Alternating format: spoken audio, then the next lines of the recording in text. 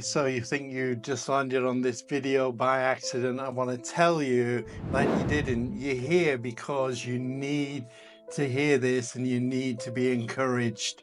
God says in scripture that the old has passed away and the new has come. So stop holding on to your past. Now, what do I mean by that? We all tend to hold on to our past like it's the crown jewels. We never want to let go of our past. And if we don't let go of our past, then how can we grasp the new in our lives? How can we make way for the new in our lives?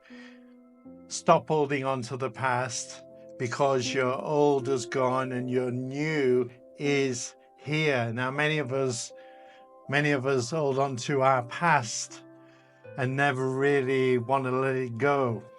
Maybe you're afraid of change. Maybe you're afraid and you're full of dread, and panic attacks happen when you think about that change.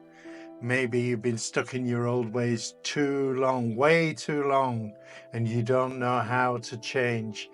The idea that the old is gone and the new is here is a powerful reminder of renewal and transformation, and the concept is deeply rooted in Christian faith, emphasizing that through God's grace we can leave our past mistakes behind and embrace a fresh start each and every day.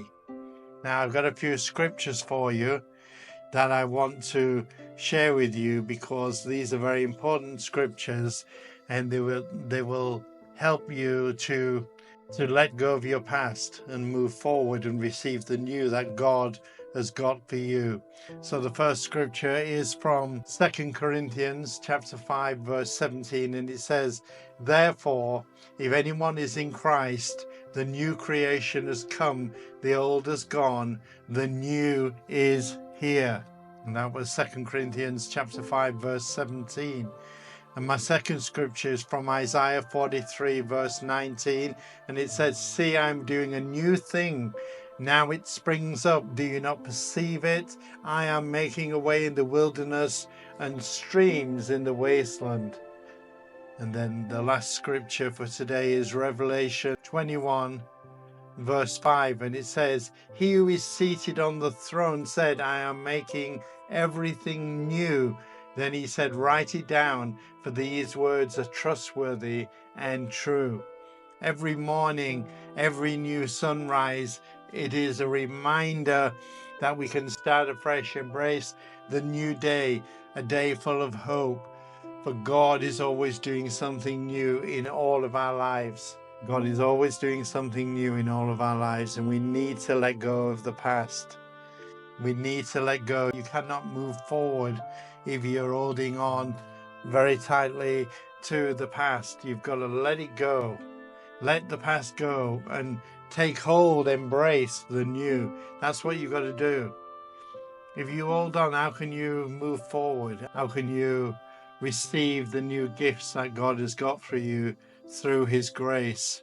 If you're just holding on to that old rubbish, those old bones from the past, you cannot move on, you cannot move forward, because you're forever looking at an old grave.